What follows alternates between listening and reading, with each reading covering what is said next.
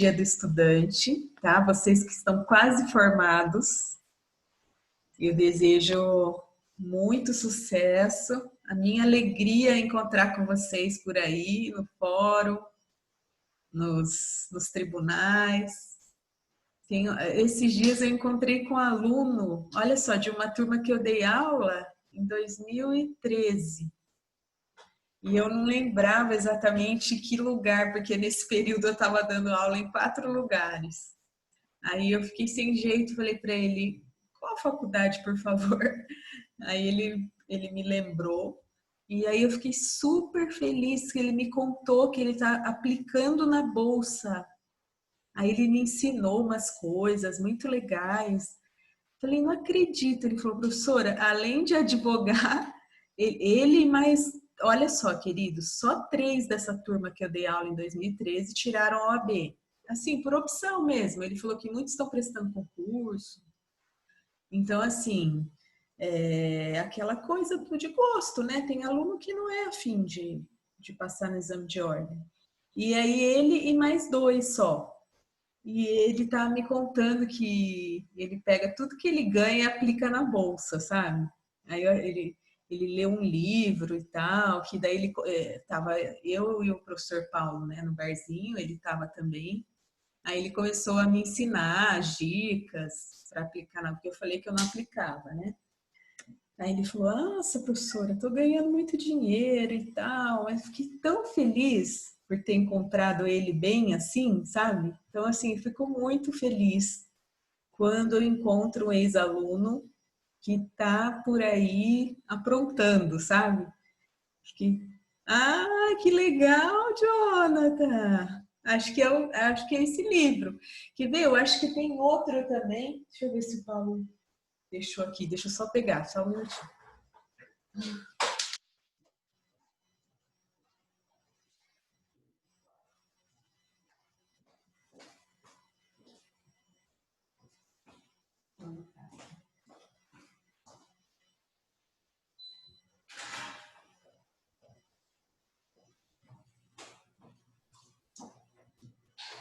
Não está aqui no escritório, mas tem um livro que ele indicou para nós só sobre investimentos na bolsa, que eu acho que um deles é esse, John. Mas é isso, né, gente? Vocês vão trilhar o caminho de vocês, que com certeza será um brilhante caminho, é isso que eu desejo. Vocês estão aí na reta final, né? Se for pensar, falta só um ano para vocês formarem. E aí cada um vai ver aquilo, né, que vai fazer da vida e tal.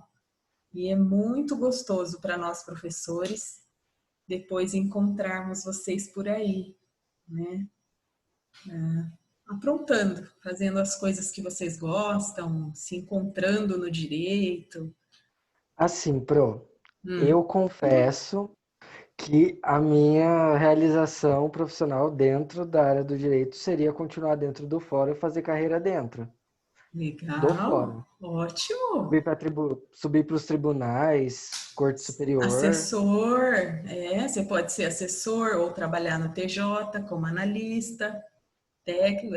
Não digo técnico porque vocês formados em direito, vocês almejam mais, né? Eu acho que tem que almejar o analista mesmo, porque bacharel em direito se pode ganhar mais para que fazer de técnico, né? Mas eu tenho ex-alunos que fizeram de técnico e hoje tem um cargo de confiança do juiz e acabam ganhando mais, porque são assessores e tal, acabaram achando que a via do técnico era mais fácil para entrar.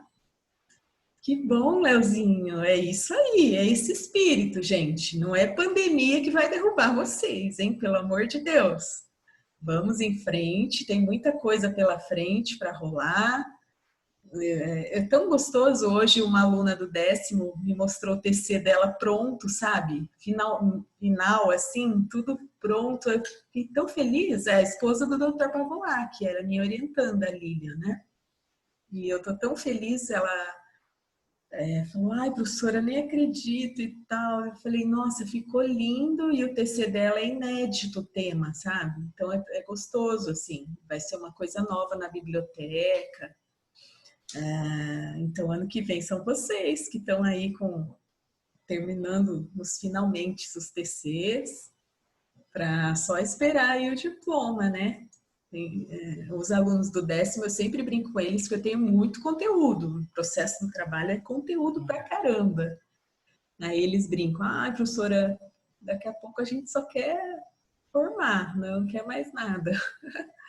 E é isso, tá, queridos? Então, assim, eu desejo nesse Dia do Estudante tudo de melhor para vocês, todos os bons fluidos, boas energias, que vocês sejam tão felizes quanto eu sou no direito, tão realizados quanto eu sou, encontrando as vocações de vocês. É claro que ser professor, né, é árduo, ganha pouco, mas a gente é muito feliz. E é uma realização muito grande. Tem coisas que o dinheiro não compra, né? E então, assim, o que eu desejo é que vocês se realizem nas diversas áreas, mais de 10 coisas para fazer. Deixa eu ver, Bruno. Não entendi, Bruno. Não, eu estava falando oi para o José. Tá! E aí, professora, tudo bem? Como que você está? Tudo, Bruno. E você? Feliz dia do advogado aí, professor. Obrigada, queridos. Feliz Dia do Estudante para vocês também, tá? Então, vamos em frente, queridos. Vamos lá. Hoje nós vamos começar a falar da estabilidade, né? Das garantias de emprego que se tem. Infelizmente, na CLT, né, queridos, não é como vocês no serviço público. Depois, se Deus quiser, vocês vão passar no bom concurso, né, como muitos alunos querem. Então, um concurso na carreira pública, após 3 anos, vocês se tornam estáveis, né? E aí é só alegria, né? Tranquilíssimo. Como eu dou exemplo para vocês da minha amiga lá de Curitiba, que está em casa há 5 anos trabalhando teletrabalho, ela faz as sentencinhas dela, vai para aula ela faz pilates, né, várias vezes por semana. Então, assim, é só alegria, né? O concurso público, depois de 3 anos, se torna estável. Na carreira da magistratura e MP, isso acontece mais cedo, né? A partir de 2 anos só de estágio probatório, vocês já se tornam estáveis, e aí é muito difícil, só por sentença transitada em julgado. Vocês sabem que juízes e promotores, quando eles têm algum problema, tá? É muito difícil, a não ser estágio probatório. Eu vi esses dias no noticiário um sujeito que cometeu um crime lá em Santos, né? Foi um homicídio e tal, e ele foi condenado, e um promotor, ele perdeu, ele estava no estágio probatório, então ele foi desligado do MP. Mas assim,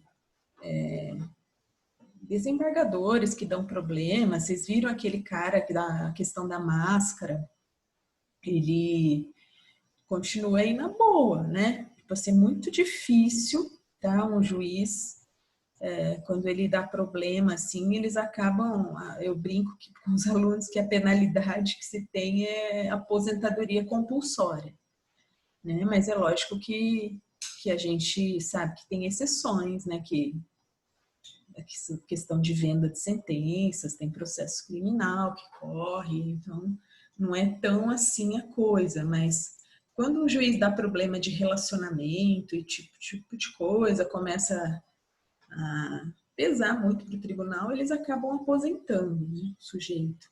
Mas e vocês, se vocês forem servidores, também é muito difícil. Tem que ter uma sentença transitada em julgado para retirá-los do cargo. Caso contrário, muito difícil. Na CLT, não se tem a mesma felicidade, né?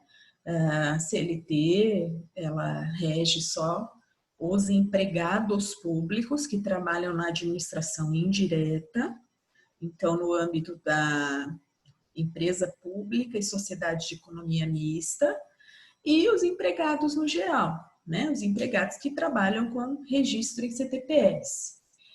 O que aconteceu? Nós tivemos um período, tá? Antes da CF de 88, em que nós tínhamos a chamada estabilidade decenal. Como é que funcionava essa estabilidade? Então, existia o regime do fundo de garantia, tá? Existia sim já, o fundo de garantia foi criado em 1966, para vocês terem uma ideia, tá? Ele é bem antigo. Só que funcionava assim, era 10%, não era 40% como hoje, né? Se deposita a multa de 40%, era 10% a multa, chamada indenização trabalhista. Os 40% só vieram com a Constituição de 88 e existia um sistema de dualidade. Como que era? De coexistência de dois regimes. Você poderia ser optante do FGTS ou não, tá? Então, o que acontecia? Aquele que não fosse optante, quando ele atingisse 10 anos no serviço privado, ele ganhava a estabilidade. Mas isso era muito criticado. Imaginem vocês, né? A empresa com um empregado antigo não podia mais mandar embora, porque ele era estável quando atingisse 10 anos de serviço. Isso engessava demais a economia. Vocês sabem que, pelo princípio geral da atividade econômica, lá no artigo 175 da Constituição, né, o Supremo até julgou a lei da terceirização em todo o âmbito, e ela é lícita até nas atividades que não sejam fim, em cima desse princípio da atividade econômica. Então, da liberdade geral, né, na economia. Então, por isso que caiu a estabilidade decenal. Foi a única estabilidade típica que nós tivemos, muito parecidas com o serviço público, tá? Essa estabilidade decenal, ela tá tratada lá no 494 da CLT, e ela até hoje não revogaram os dispositivos, mas eles tacitamente foram revogados pela CF de 88, que aboliu o regime da estabilidade decenal. Então, a partir da CF de 88, não existe mais aquela história de optantes pelo FGTS ou não. Todo mundo que é registrado em carteira de trabalho é automaticamente optante do sistema de FGTS.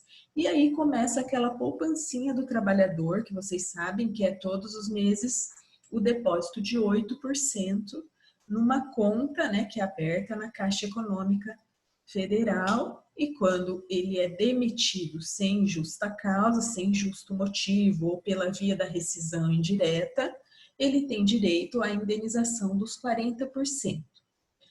Ah, professora, então como ficaram as estabilidades? Hoje nós não falamos mais em estabilidades trabalhistas, nós falamos em garantia de emprego por um tempo, tá? E esse tempo vai ser de no máximo 1 ano, certo?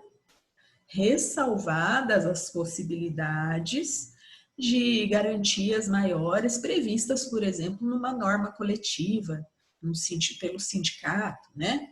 Existem sindicatos, por exemplo, que colocam lá que nos últimos 24 meses que o sujeito está para se aposentar, ele não pode ser demitido. É uma estabilidade prevista em norma coletiva, uma garantia de emprego prevista em norma coletiva. Então, quando a gente fala em estabilidade, tem essa conotação de uma coisa mais definitiva, entendem? Por isso que a gente não nomina mais, enquanto que as garantias de emprego, elas são provisórias. A gestante, por exemplo, tem apenas até 5 meses após o parto. Aí, um abraço para o gaiteiro, já fica 4 meses de licença maternidade. Quando ela retorna, ela só trabalha ali 1 mês e a empresa já pode demitir.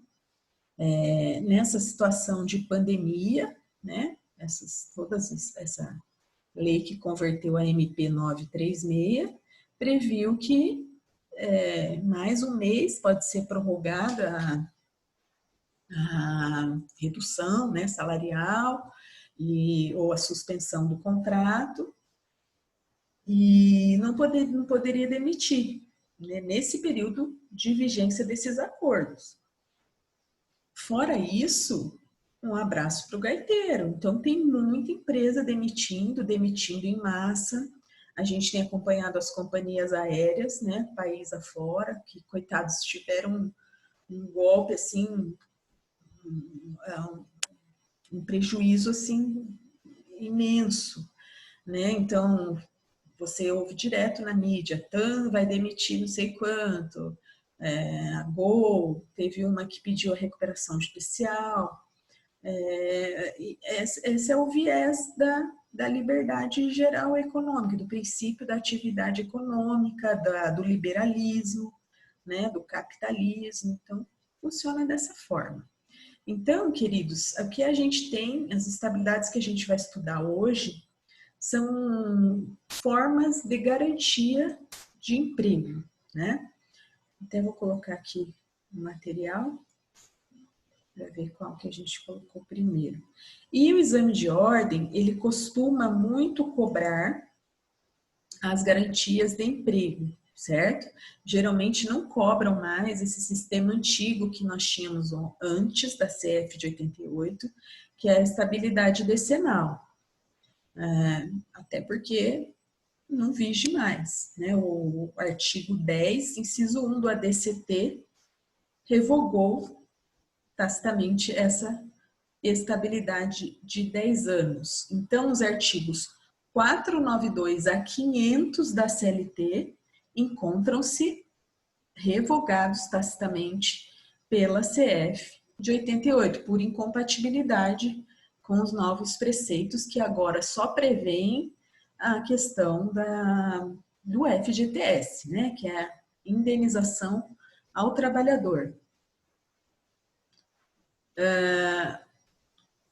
O FGTS, a gente vai estudar um pouco dele depois, tá, nas próximas aulas.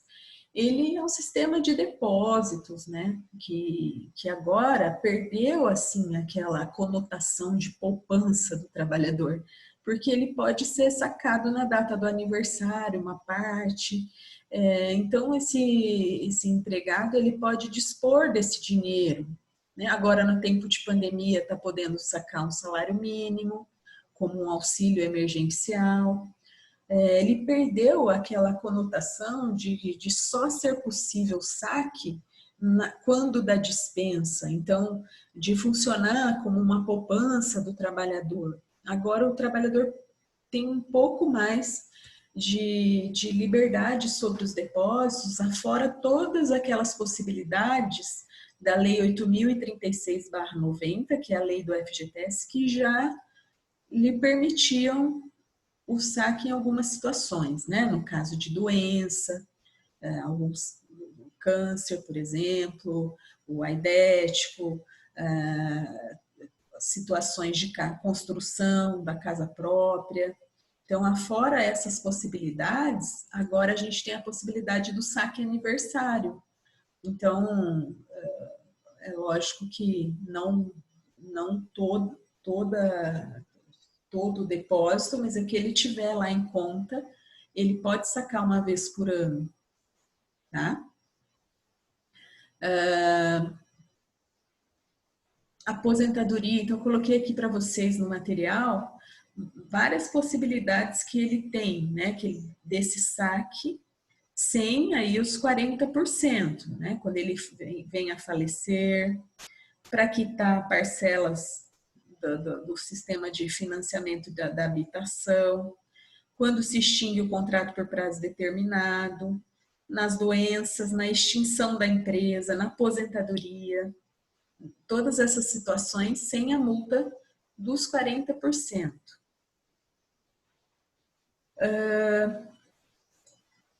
Continuando, a primeira estabilidade que nós vamos ver é a estabilidade dos dirigentes sindicais. Quem são esses dirigentes sindicais? É aquela diretoria de um sindicato. Muito cuidado, queridos, que, por exemplo, quem trabalha no financeiro do sindicato, tesoureiro, ele não é dirigente. Dirigente é o órgão de cúpula, que segundo a CLT são 7, tá? É o presidente, o vice-presidente, e 7 que a convenção de um sindicato, a instituição dele coloca como diretores. E o sistema sindical que a gente vai estudar mais para frente, tá? Quando a gente estudar coletivo do trabalho, é muito parecido com a política, por isso que é tão criticado. Por quê? Porque são 7 dirigentes e mais 7 suplentes. Tá? Então, são 7 dirigentes sindicais e mais 7 suplentes, muito parecido com o que acontece na política. Os 14 são considerados estáveis. O que diz o artigo 543, parágrafo 3º da CLT? É vedada a dispensa do empregado sindicalizado a partir do registro da candidatura a cargo de direção. Então, é direção ou representação sindical. E se eleito, ainda que suplente, até 1 ano após o final do mandato, salvo se cometer falta grave nos termos da lei. Então, uma coisa que a gente vai estudar de todas as estabilidades trabalhistas, as garantias de emprego, é essa questão de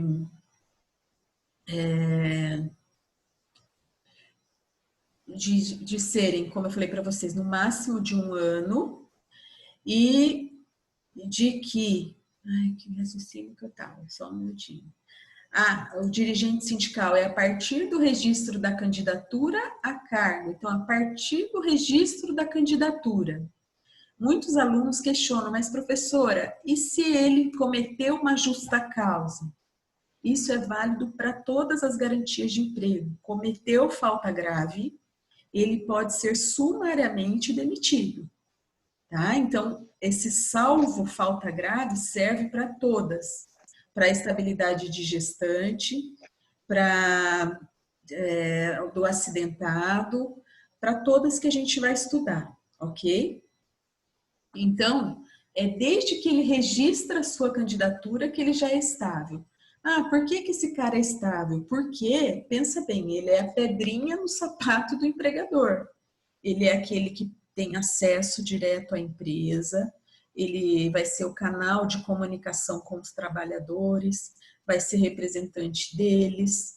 Então, é lógico, queridos, que só tem estabilidade os representantes do sindicato dos empregados, tá? É outra regrinha básica.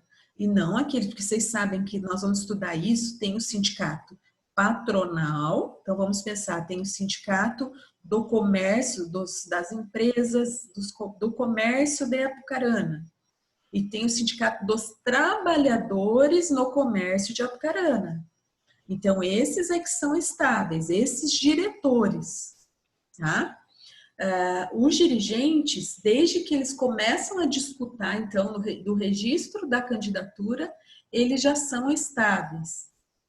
E a CLT também prevê, no parágrafo 5º do 543, que o sindicato comunique por escrito à empresa, no prazo de 24 horas, sobre o dia, a hora do registro da candidatura do seu empregado, para começar a correr a estabilidade.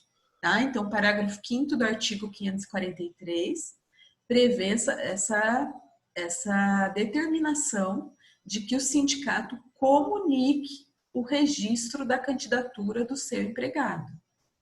E aí tem a súmula 369 do TST.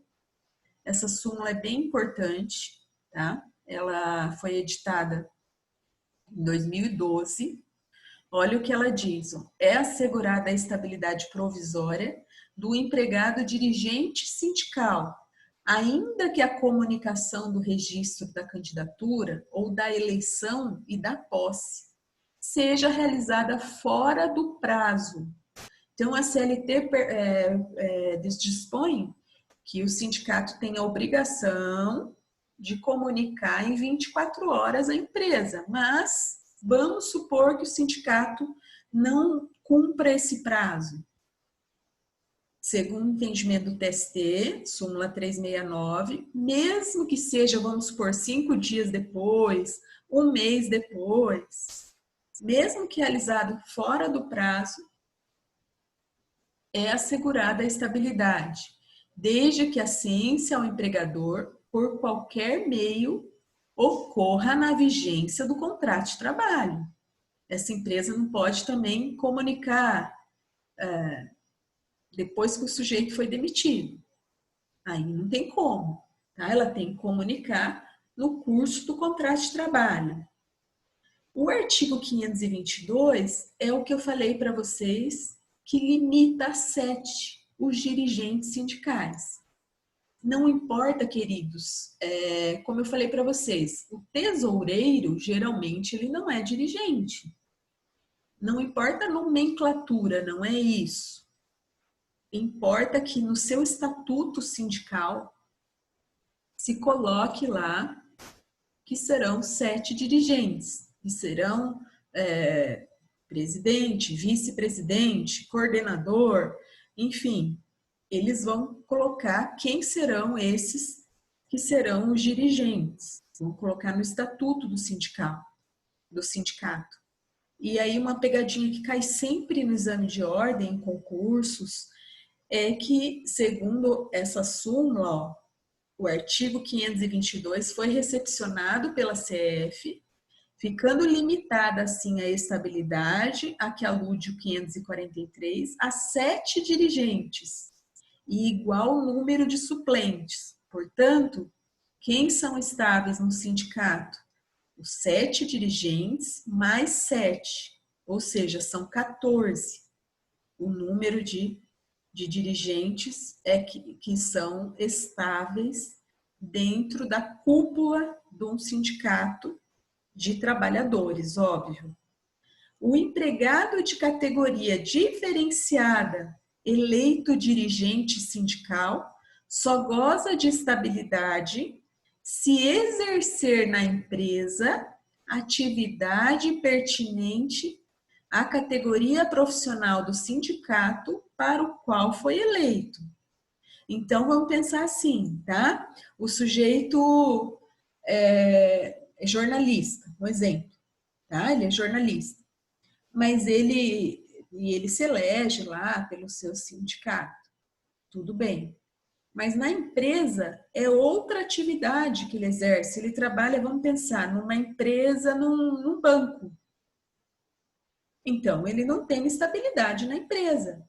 Por quê? Porque de categoria diferenciada, ele só goza de estabilidade se ele exercer na empresa a atividade pertinente à categoria profissional para o qual ele foi eleito. Tem que ser a mesma categoria profissional. Não pode ser outro sindicato. Isso é muito comum, queridos, na prática, tá? A pessoa, por exemplo, acaba se formando e tal, se torna militante de um sindicato. Por exemplo, vocês sabem que a gente é proibido, né? No direito é proibido fundação de sindicato, tá? A OAB proíbe expressamente, pela própria essência da figura do advogado, né? Que ele tem entidade de classe própria. A nossa OAB veda. Por exemplo, os médicos não têm essa vedação. Existe sindicato dos médicos em Londrina, em Maringá, nem o CRM não veda, mas a nossa entidade de classe veda. Então, vocês não vão ver um sindicato dos operadores do direito, tá? Não tem. Mas, por exemplo, vocês podem fazer parte de um sindicato quando vocês forem servidores, né? Tem sindicato da JUF, dos servidores da Justiça Federal. Existe. Vocês podem pertencer a sindicato? Pode. O direito ao sindicalismo é constitucional, inclusive extensivo aos servidores públicos. O que o servidor público é proibido, que não tem regulamentação, é criar normas, né? Que a gente vai estudar mais para frente, que os sindicatos criam normas entre as partes. Isso, a normatização coletiva não é lícita aos servidores públicos, porque eles são regidos por lei. O que traz reajuste salarial para o servidor é lei estadual, federal, que vai trazer aí os reajustes da categoria, tá? Então, queridos, esse inciso 3 da súmula 369, no que tange aos dirigentes sindicais, costuma cair muito, ser muito cobrado em concurso. Geralmente eles dão um exemplo, né, de um sujeito que formou-se, ingressou num sindicato, mas aquele sindicato, por exemplo, não tem nada a ver com a função que ele exerce naquela empresa, né? Trabalha na empresa já há uns 10 anos e é outra função, não tem nada a ver com aquela para o qual o sindicato ele foi eleito dirigente. Então, ele não é detentor de estabilidade na empresa. Outro detalhe, inciso 4º, havendo extinção da atividade empresarial no âmbito da base territorial do sindicato, não há razão para subsistir a estabilidade. Tá? Então, a empresa fechou, agora a gente tem muito isso, em tempos de pandemia. A empresa encerrou suas atividades. Vamos pensar ali em Londrina ou em Apucarana. E aí ele foi eleito em Apucarana. Registrou sua candidatura ali, era para o sindicato de Apucarana, mas a empresa extinguiu suas atividades em Apucarana, então ele não é mais estável. Ele passou a trabalhar em Maringá ou na unidade de Londrina, mas ele foi eleito na base de Apucarana, então ele não é mais estável. E o inciso 5º, o registro da candidatura do empregado a cargo de dirigente sindical durante o aviso prévio, muito cuidado com isso. Se foi feito um registro da candidatura no prazo do aviso, ainda que indenizado, não há estabilidade. Por que eu falo para ter cuidado com isso? Nós vamos estudar que na estabilidade de gestante, por exemplo, se o empregado, se ela engravida no prazo do aviso ou no contrato de experiência, a súmula 244 do TST assegura a estabilidade.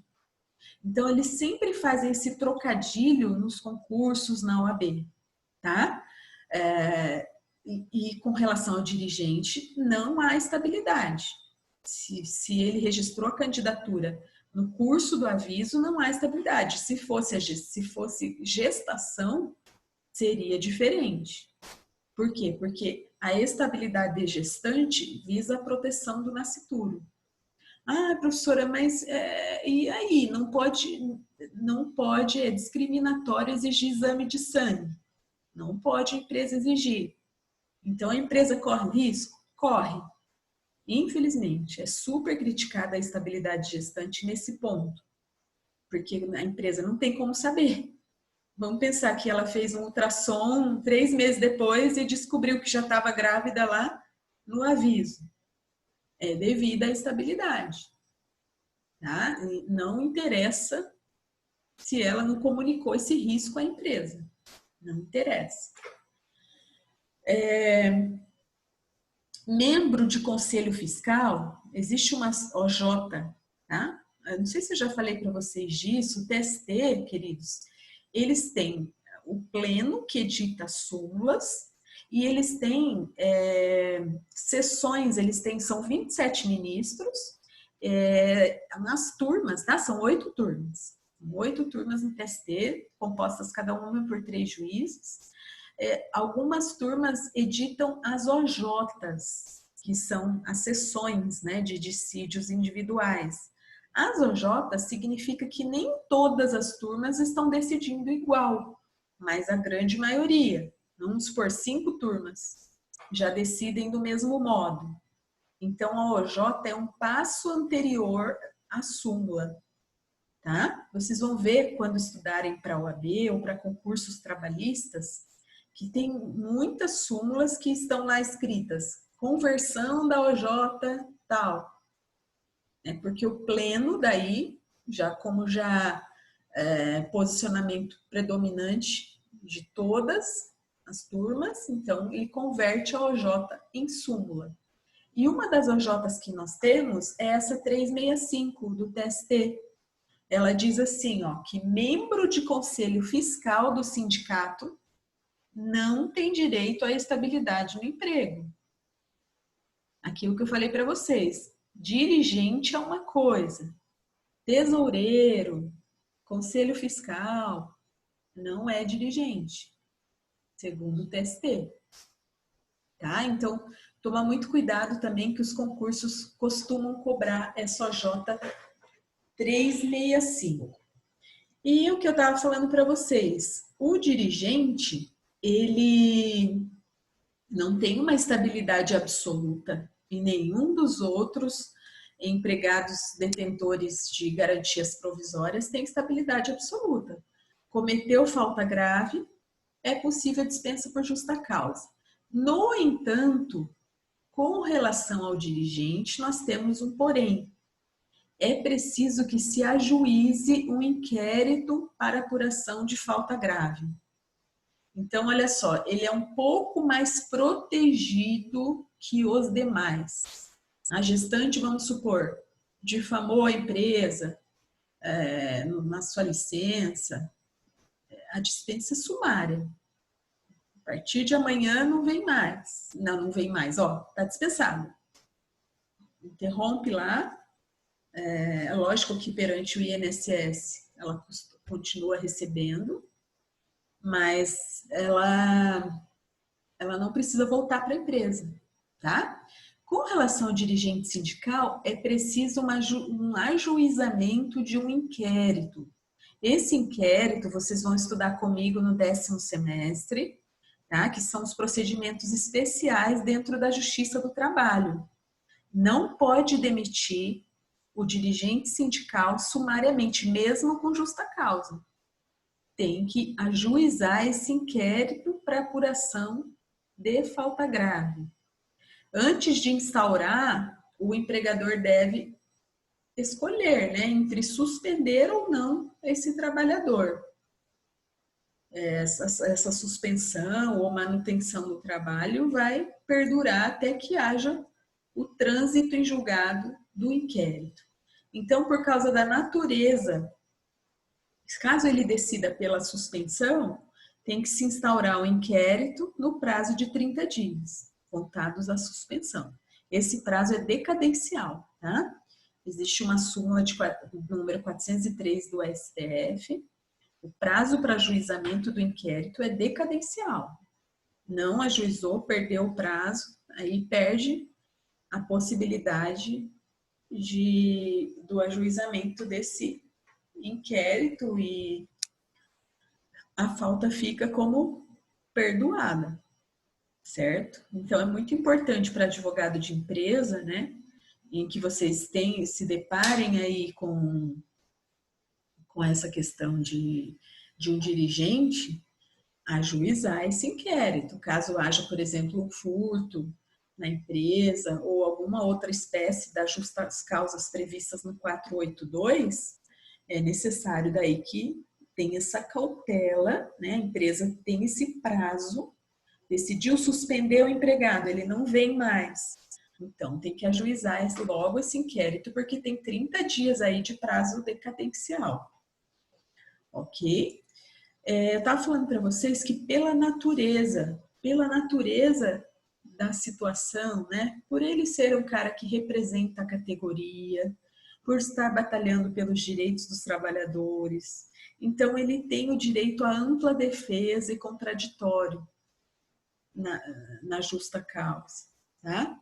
porque os demais não têm essa característica, né? Um acidentado, alguém que, por exemplo, é gestante, não tem essa conotação. Então, por isso que o legislador concedeu essa possibilidade de inquérito e ele só pode ser demitido diante desse inquérito para apuração da falta grave.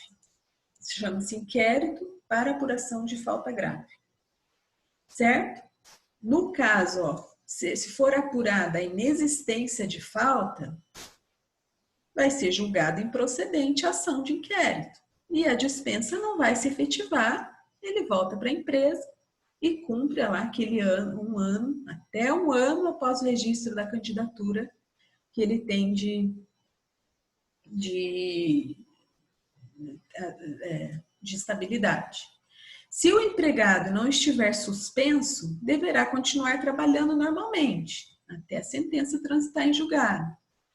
E caso tenha sido, deverá ser reintegrado, além de ter direito aos salários e demais parcelas trabalhistas.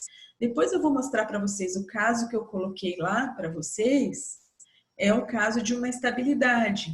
Então, a OAB, quem for prestar OAB em prática do trabalho, eles costumam cobrar de vocês, né, uma reclamação trabalhista com pedido de liminar de tutela antecipada.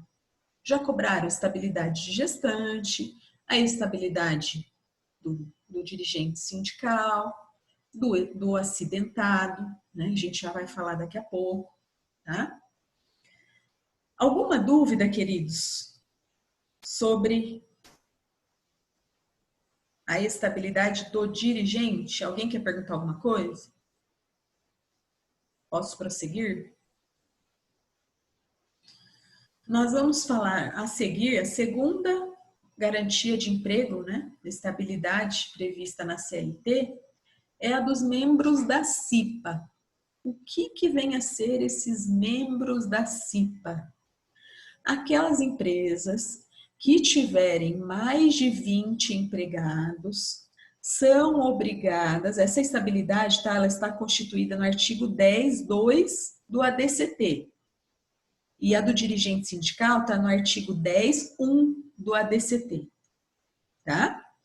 Uma é a linha, inciso 1, outra é inciso 2, que é a estabilidade da CIPA.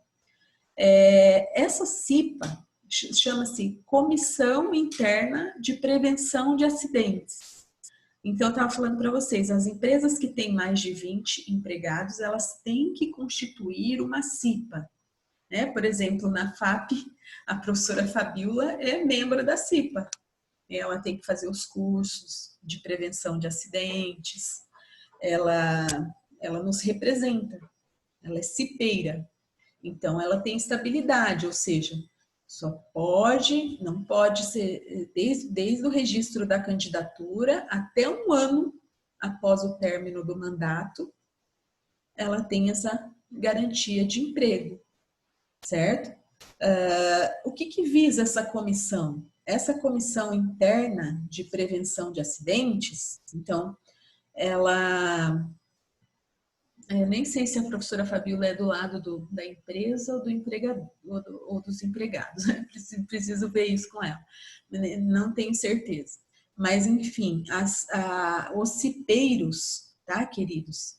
Eles são aqueles membros, né, de forma paritária. É lógico que a gente vai ter dentro da CIPA membros que representam a empresa e membros que representam o empregado. Os cipeiros, representantes dos empregados, é que têm a estabilidade. Esses é que gozam da estabilidade. A lógica é a mesma da estabilidade dos dirigentes sindicais. Né? A gente tem o sindicato patronal e o sindicato Nós temos os sindicatos patronais e os sindicatos de trabalhadores. Então, é lógico que as estabilidades visam assegurar a garantia de emprego para aqueles que defendem os trabalhadores, para que eles possam exercer livremente Isso. E no caso da CIPA, também vai ser outra pedrinha no sapato do empregador, porque ele vai, por exemplo, cobrar se não tem, se as rampas não têm o piso, né, aquele piso antiaderente, se não tem corrimão, tem que instalar os corrimões, eles vão ficar em cima, certo? Um exemplo, né, no nosso caso, por exemplo, vão ficar em cima da instituição para que instituam os quadros sem giz, que é uma causa que pode trazer problemas, né, de afastamento, tá? Então, a CIPA é muito importante dentro de uma empresa. E, geralmente, por exemplo, tem 5 de representantes da empresa e 5 de representantes do empregado. O artigo 165 da CLT, só pegar minha CLT, só um minuto.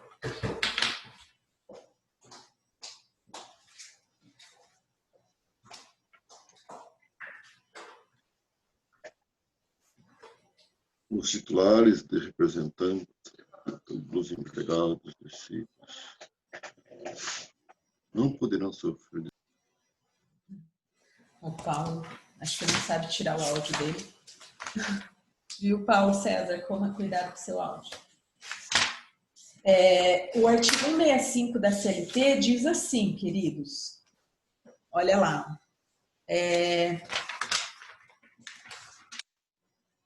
Os titulares de representação dos empregados nas CIPAs não poderão sofrer dispensa arbitrária, entendendo-se como tal a que não se fundar em motivo disciplinar.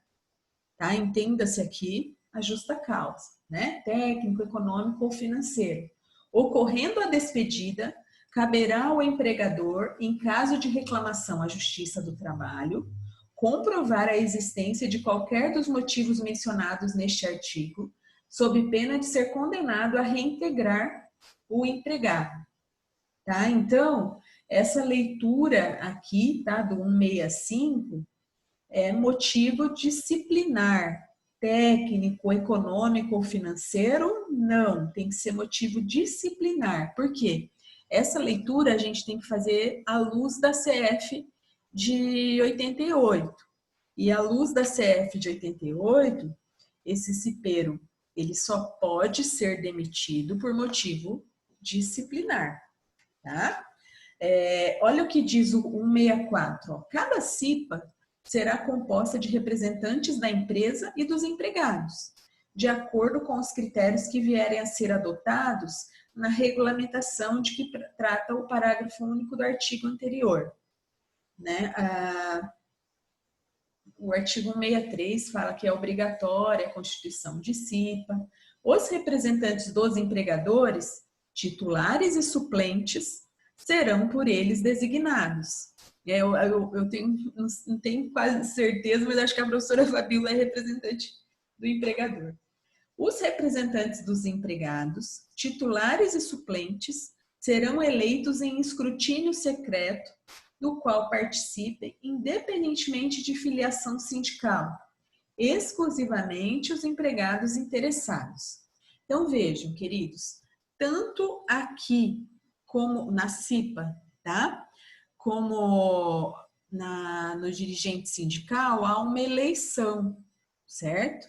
Então, só que lá no dirigente sindical, desde o registro da candidatura, ele já é estável, né? A partir do momento, lógico, que a empresa comunica o empregador.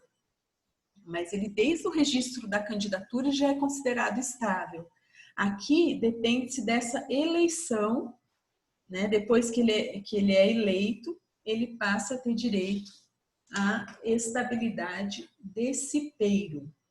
Até um ano após, ó, vejam lá, não poderão sofrer despedida arbitrária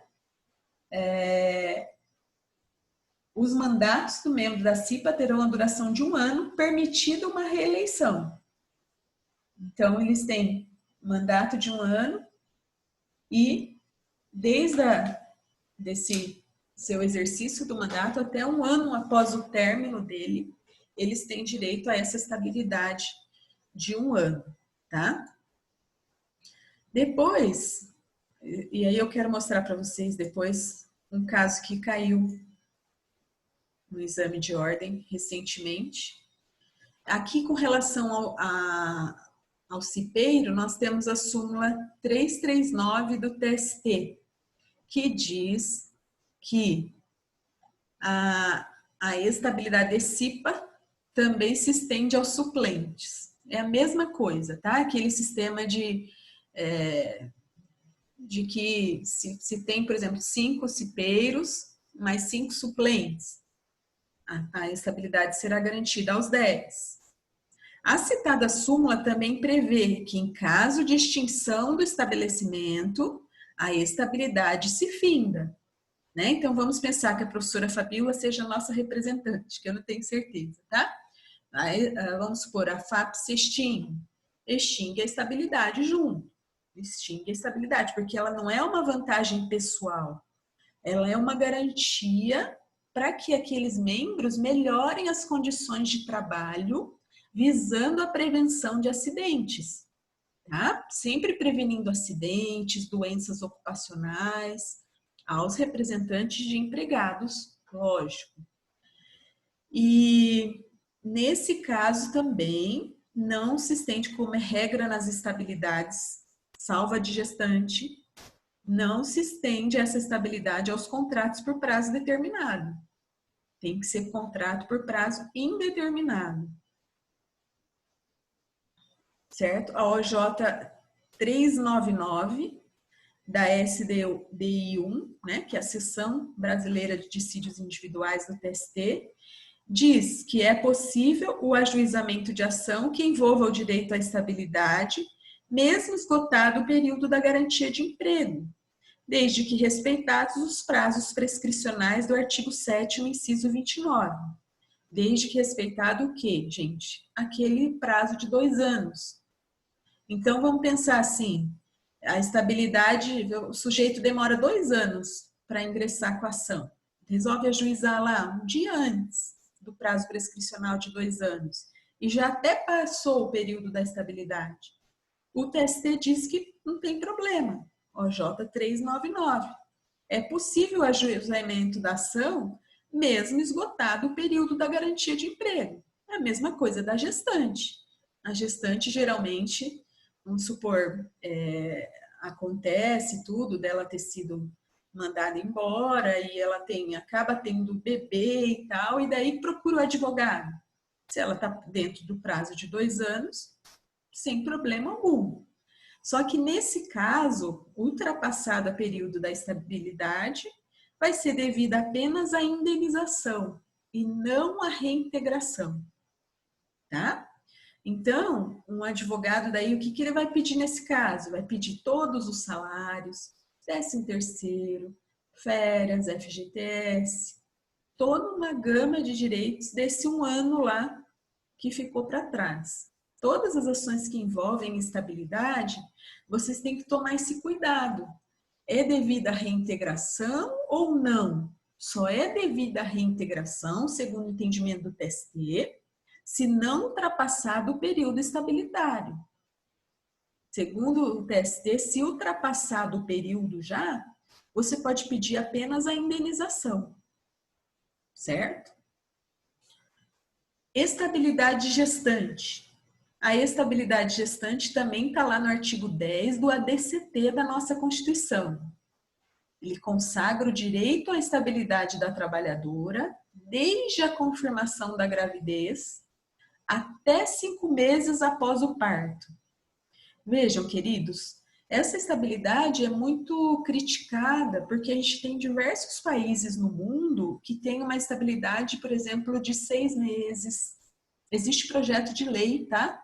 Tramitando para aumentar essa estabilidade. Eu sou super favorável. Eu acho que deveria ser de pelo menos 6 meses. Porque, assim, muitas mães, né, não... acontece de serem demitidas ali e o bebê tá bem novinho, né? Enquanto que se ela tivesse 6 meses, né, isso ajudaria mais, inclusive na questão da criança, das primeiras necessidades ali, no serviço público, para vocês terem uma ideia, na administração federal, é 6 meses. Então, assim, muitos criticam essa estabilidade, entendendo que só um mês, né, porque ela fica 4 meses de licença maternidade, daí só um mês depois que ela volta já pode ser mandada embora, seria muito pouco, tá? Então, tem projetos de lei nesse sentido, mas como eu falei para vocês, né, alguns militantes aí do princípio geral da atividade econômica e tal, acham que isso engessaria um pouco as empresas e tudo mais. E essa estabilidade, tá, queridos? Infelizmente, muitas empresas, como elas contratam um substituto para licença maternidade, muitas gestantes, quando retornam, acabam sendo mandadas embora mesmo, né? Ficam mais um mês ali e tem aqueles intervalos para amamentação, que é 2 intervalos de meia hora, dá 1 hora, né? Vamos supor, já tive empresas que acabam usando o intervalo 1 hora, né? Acabam dando 2 intervalos de meia hora no final do expediente. Então, aquela empregada já sai ali mais cedo, algumas, né, o marido leva o bebê para amamentar no trabalho. Então, infelizmente, a gente vê aí as gestantes, assim, muitas vezes discriminadas por terem resolvido ali ter seu filho, né, e estava em pleno vapor a empresa, acabam colocando um substituto no lugar dela, e quando ela retorna, infelizmente, ela não permanece na empresa, né? Não há um apoio ali com relação a isso, tá? Lembrando que qualquer exame exigido no término do contrato é inconstitucional, é discriminatório. Não pode ser exigido teste de esterilidade da mulher, nem teste de gravidez, né? De modo algum. Essa súmula, que é a súmula 244, ela diz que é irrelevante o fato do empregador, ela consagra o princípio da responsabilidade objetiva da empresa. É irrelevante o fato do empregador desconhecer o estado gravídico. Muitos criticam, falam assim, onde já se viu, né? A empresa tem que ter ciência, princípio da boa-fé. Eu já vi teses nos processos, tá? Quando eu entro pelo empregado, né? Vem a empresa dizendo isso, que pelo princípio da boa-fé ela tinha que saber, ela tinha que ter ciência. O posicionamento do TST não é esse. O posicionamento é de que não importa, porque a estabilidade ela visa a proteção do nascituro e não a proteção da mãe, tá? Então, olha o que diz a súmula. Súmula importantíssima para vocês, para quem quer prestar o OAB trabalho, para quem quer concursos trabalhistas. O desconhecimento do estado gravídico pelo empregador não afasta o direito ao pagamento da indenização decorrente da estabilidade. Ou seja, não importa se ela fez lá o exame depois e acabou descobrindo, nem que seja o último dia do aviso prévio. Ela acabou descobrindo depois que estava grávida, então ela tem direito a essa indenização, não a reintegração, tá? Vejam lá, ó, a garantia de emprego à gestante só autoriza a reintegração se esta se der durante o período da estabilidade. Essa é uma regrinha, aliás, que a gente pode aplicar a todas as estabilidades. A empresa só vai reintegrar se ainda estiver no período de reintegração, tá? Do contrário, a garantia restringe aos salários e demais direitos decorrentes do período da estabilidade. A empregada, inciso 3, a empregada gestante tem direito à estabilidade provisória, mesmo na hipótese de contrato por tempo indeterminado. Essa partezinha final da súmula quer dizer o quê? Que mesmo no contrato de experiência, que é um contrato por prazo determinado, mesmo que no aviso prévio, que nada mais é do que um contrato por prazo determinado, ela vai ter direito à estabilidade. Então, macetezinho aqui, dirigente sindical, não. Tá? O dirigente sindical registrou sua candidatura no aviso, ele não tem direito. Já a gestante tem, certo?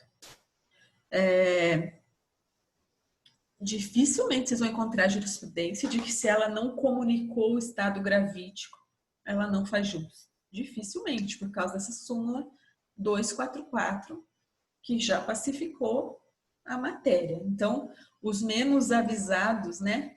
Eu brinco que tem advogado que é aventureiro na área trabalhista, é civilista ou penalista, não está acostumado. Acaba vindo trazendo essa tese da boa-fé objetiva. Não pode o empregador ser surpreendido. Não cola, tá? Não cola de jeito nenhum. Existe uma outra súmula que vem ao encontro do que eu falei, de que a estabilidade só é autorizada, a reintegração só é autorizada se dentro do período da estabilidade. A súmula 396, ela diz assim, estabelece que não há nulidade na decisão que deferir salário quando o pedido for de reintegração, dados os termos do artigo 496 da CLT, que autoriza a conversão da reintegração em indenização, quando a volta ao trabalho for desaconselhável. Tá? Queridos, vocês têm que tomar muito cuidado aqui com essa questão, tá? Da reintegração. A maioria dos advogados, fazendo às vezes uma interpretação equivocada dessa súmula 396, OJ 399, não pedem a reintegração aos serviços. E vocês têm que ter muito cuidado com isso, porque a maioria das estabilidades provisórias trabalhistas ou garantias de emprego trabalhistas, elas visam sobretudo a proteção ao emprego. Então, no exame de ordem, por exemplo, se vocês pedirem só os salários e não pedir a tutela antecipada de reintegração, você comete um equívoco, porque a maior parte, né, a doutrina que trata do assunto e todas as estabilidades provisórias trabalhistas, elas visam manter o emprego e não a indenização. Então, o que a gente faz? Numa reclamação trabalhista, você tem que pedir tutela antecipada de reintegração aos serviços. Caso Vossa Excelência sucessivamente entenda desaconselhável a reintegração, ou, né, inclusive, por ter ultrapassado o período estabilitário, requer, então, a indenização dos salários e demais consectários legais, tais como férias, FGTS, 13º e tudo mais.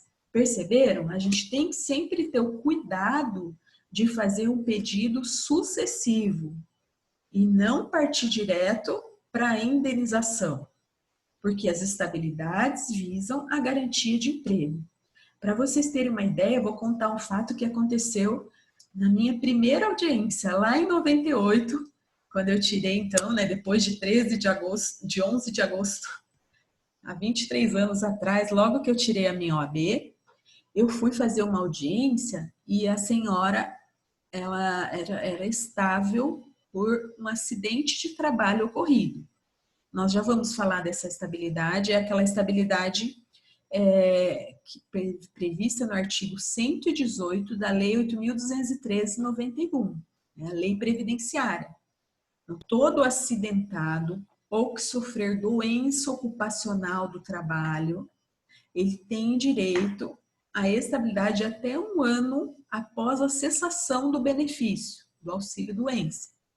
Auxílio-doença por acidente de trabalho, tá, queridos? Não é doença comum. Tem que ser doença do trabalho. Emitida a CAT lá com o código B91 e não B90. Que o B90 é doença comum. Eu fui fazer audiência com essa senhorinha e era assim, minha primeira audiência trabalhista. Minha primeira audiência na vida. Eu fui toda feliz e saltitante. Trabalhava no Sokolovski na época, um grande escritório aqui, se não o maior trabalhista, tá, da cidade. Fiquei lá 5 anos. E aí eles não me explicaram direito, né? Quando chegou para a audiência, era a primeira audiência, audiência de conciliação, tá? Eu cheguei com a dona Maria e tal.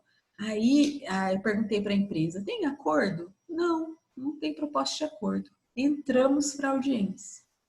Quando entramos para a audiência, eu, lógico, era a minha primeira audiência, eu levei a vermelhinha para o juiz assinar, porque é uma praxe bem comum. Na vermelhinha, vocês vão ver que tem algumas páginas, páginas com as linhas, né? Como chama? Pautadas. Páginas pautadas para você colocar observações gerais. E a gente tem por hábito, é muito comum, e meu chefe tinha falado, leva para a juíza assinar como sua primeira audiência, né? Honra e satisfação pela primeira audiência realizada nesta vara. Aí eles colocam essa observação na ata, muito bacana. E eu tinha tido esse cuidado. Beleza, a juíza já tinha assinado e entramos para a audiência. Quando entramos para a audiência, a juíza perguntou, doutores, tem acordo? A empresa fala assim, tem, excelência, eu queria oferecer de volta o cargo para oferecer para ela retornar para a empresa imediatamente. Aí minha cliente gritou assim do meu lado, Deus o livre, eu não volto para essa empresa. Eu não volto de jeito nenhum. Eu não aguento olhar para a cara dele, que era o chefe, tá? Ex-chefe que estava na frente dela. Aí o advogado muito esperto, né, falou assim, excelência, então extinta a estabilidade, né? Está extinto o pedido, porque ela não quer retornar. Aí eu fiquei vermelha e tal, super apreensiva e não sabia o que fazer. Daí a juíza falou assim, uma juíza muito experiente, já aposentada até, falou assim, doutora, ela não quer realmente retornar para a empresa? Posso extinguir o pedido da estabilidade? Eu falei, não, excelência, mas como assim, né? Ela falou, doutora, faz o seguinte, vai lá fora com a sua cliente, eu vou deixar a senhora explicar para ela as consequências desse ato. Aí eu percebi na hora, falei, nossa, é porque a estabilidade visa realmente a reintegração no emprego, né? Se ela não quer o pedido principal, se ela não quer o principal, que é a manutenção do emprego, ela perde o pedido sucessivo. Aí o advogado protestou, protesto meritíssimo, a senhora está sendo muito favorável à trabalhadora, ela já disse que não quer retornar e tal, protesto e tal, e enquanto isso eu fui lá fora. Aí depois, terminada a audiência, aí eu expliquei para a senhora, não, a senhora tem que dizer que quer voltar, a senhora tem que dizer que quer voltar, a gente está dentro do período estabilitário e a estabilidade visa a sua manutenção do emprego. Depois a gente vê o que a senhora vai fazer, nem que a senhora volte, fique 2 dias e aí a senhora vai ter direito à indenização. Voltamos para a audiência, ela falou, não, eu volto então, marcamos o dia para ela voltar e depois, terminada a audiência, fui agradecer a juíza, que era a doutora Dinaura na época. Ela hoje é professora no mestrado da UEL, né? E ela me salvou. Então, para vocês verem, queridos, como que é o começo, né? No começo a gente passa uns apuros. Assim, né? Eu sempre conto para os alunos esse episódio, não tenho nenhuma vergonha, porque a audiência é assim, você está começando, podem acontecer uns incidentes desses, e eu sempre ilustro nessa aula de estabilidade esse fato, para vocês verem que advogado um quer comer o outro, né? E aproveitou lá de uma recém-formada e já o advogado que é do escritório também grande daqui, acabou querendo retirar o direito da cliente. Então, eu contei tudo isso para vocês verem que as estabilidades, elas visam, sobretudo, a manutenção do emprego. Por que a OAB, quando cobra ela, sempre aquele candidato que não pediu a tutela antecipada, né? Pedido liminar de tutela antecipada, tutela de urgência, de reintegração, acaba reprovando? Porque não tem direitos, não se tem direito à indenização. Na verdade, o direito do trabalhador é a reintegração aos serviços. Sucessivamente, caso Vossa Excelência entender desaconselhável, justamente por ter se passado o prazo, requer a indenização. É sempre um pedido sucessivo, é um pedido que depende do julgamento do principal. Então, vocês têm que tomar muito cuidado quando forem fazer as primeiras audiências e o juiz ofertar. Doutor, a empresa está ofertando o cargo de volta. A gente sempre tem o cuidado de dizer, claro, ela retorna, que dia podemos marcar e tudo mais. Eu coloquei aqui para vocês nas atividades, eu sei que muitos de vocês não estão fazendo, então por isso eu quero comentar para ilustrar esse fato, ó, a atividade que eu coloquei lá no portal hoje. Deixa eu voltar aqui para colocar para vocês verem. Deixa eu colocar aqui. Ó, pós-aula, estabilidade. Ó, essa caiu recentemente, olha só.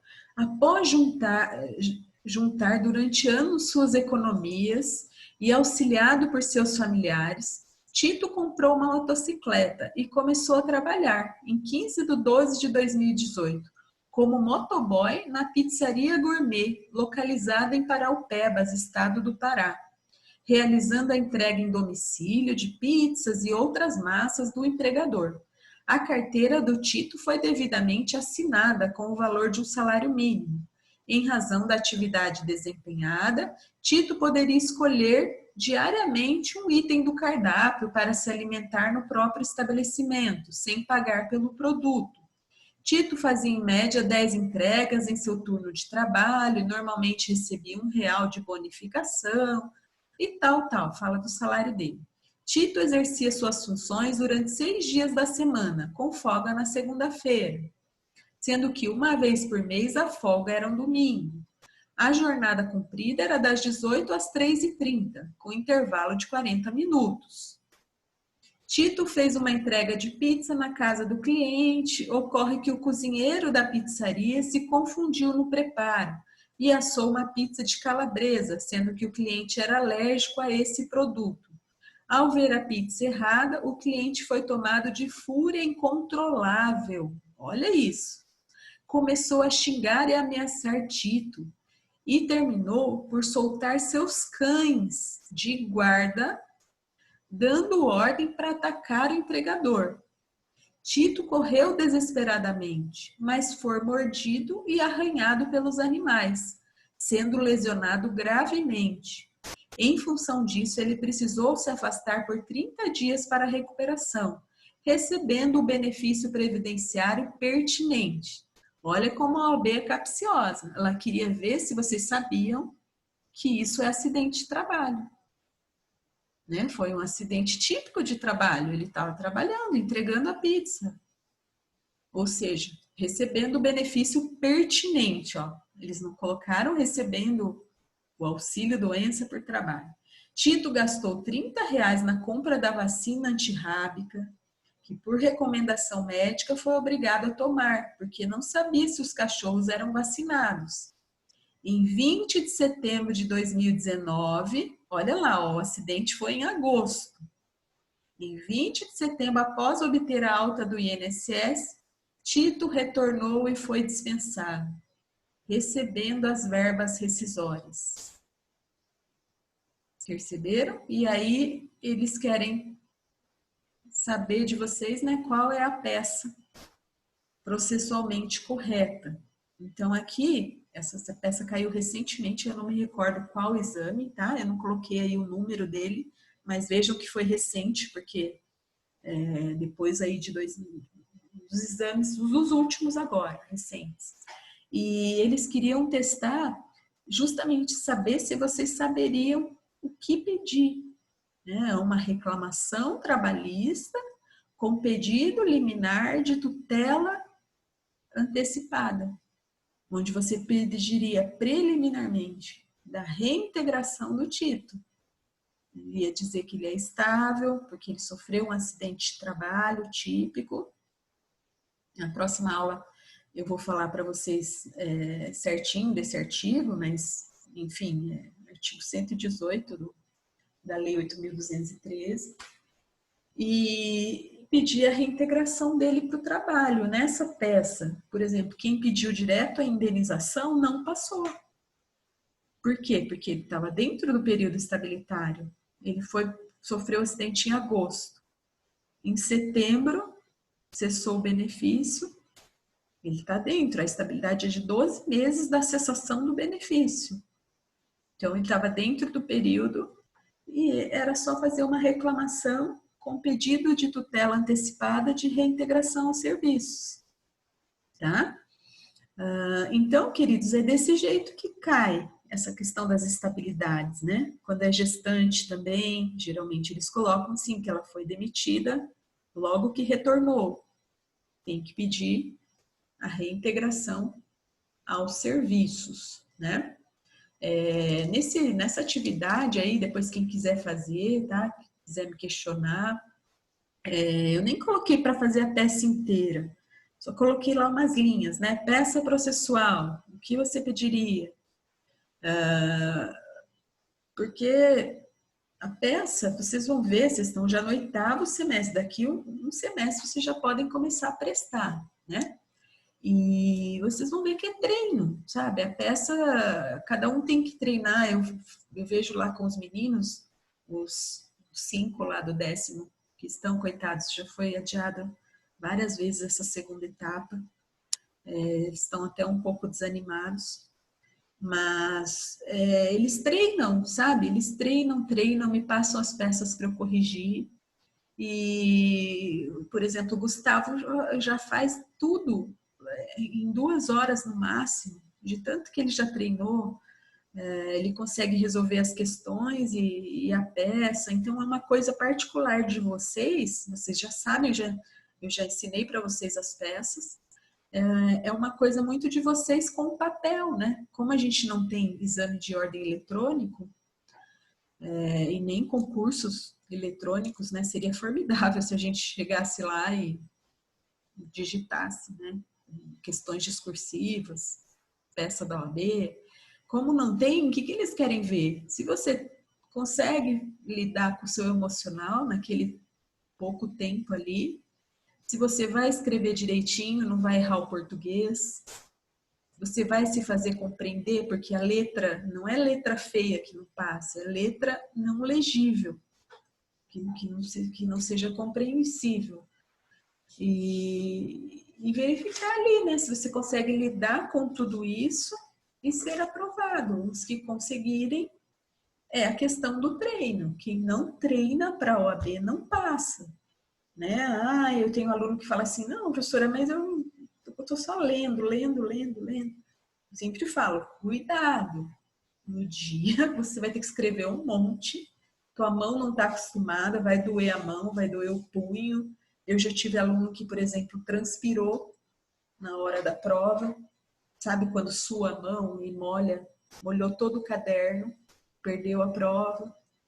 Então, assim, eu sempre falo nos meus cursos para o aluno lidar com a situação de prova o mais real possível. Colocar o relógio do lado, o celular, com cronômetro. Você ficar, né, sozinho no quarto e simulando a situação real de prova. Porque senão vocês caem do cavalo mesmo. Isso aí em qualquer área da OAB, penal, qualquer exame de ordem. Certo, queridos? Vou fazer alguma dúvida? Posso fazer a chamada?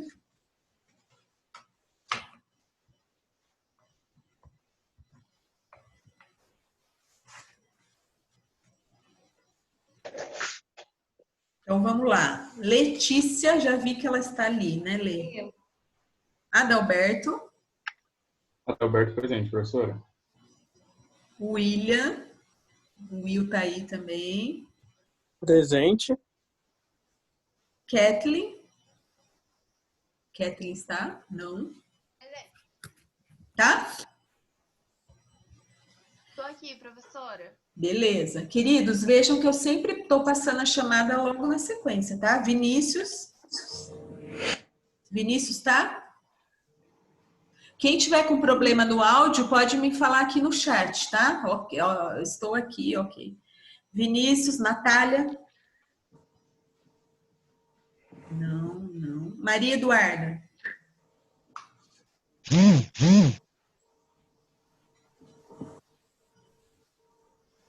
Faed. Faed presente.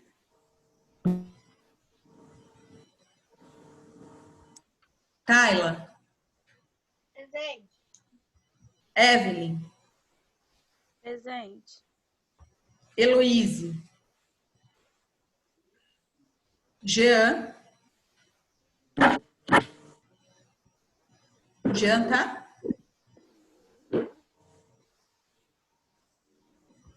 Marcos Paulo. Presente. Giancarlo. Presente. Vitor. Presente. Lineker. Maiara. O Lineker, beleza. Maiara. Presente. Bruno Henrique. Presente. Presente, professor. Beleza. Valdeir. Presente. Fernanda Volpe. Paulo Henrique. Paulo César, tá aí. Presente, professor. Beleza. Fernanda Nicole. Ana Beatriz. Presente. João Vitor. Presente. Ah, o Vinícius tá aí, então. Peraí, Vinícius. Beleza. Já coloquei, Vinícius, para você. João Vitor Lobo. João Presente. Vitor tá, né? Tá. Maressa. Cristina. Presente. Isis. A Isis tá? Ô, professora. Tá. É joia. Lucas Felipe. Aqui. Jonathan. Tá aí. Presente. João Pedro. Não. Larissa. Presente.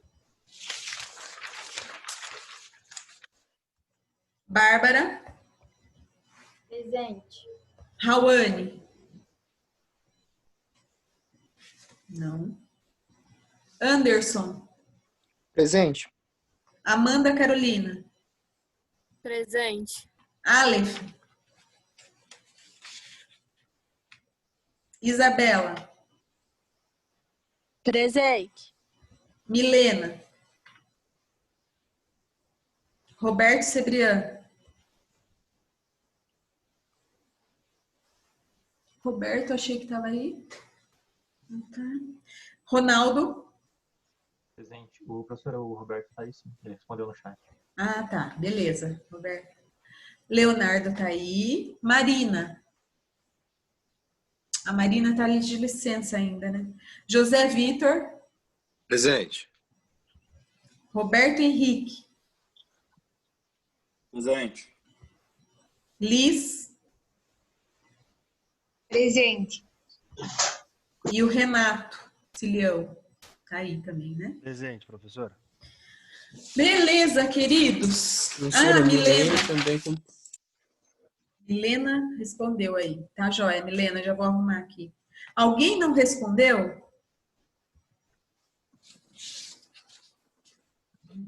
Thaís. Tá, joia, Thaís. O Jean, o Clóvis. Tá, joia. Eu já coloquei aqui. Queridos, fiquem com Deus. Beijo grande. Lembrem-se de tudo que eu falei. Quem sabe vocês vão virar investidores da bolsa. Igual meu aluno. Ai, meu Deus. Então, a gente se vê de novo na próxima aula. Caso eu não poste o material, é porque é continuação, tá? É porque a gente vai terminar, eu quero esgotar as estabilidades, que é um tema bem importante. Certo? Fiquem com Deus, vou encerrar o vídeo. Adorei a presença de todos, continuem assim, tá? Beijos.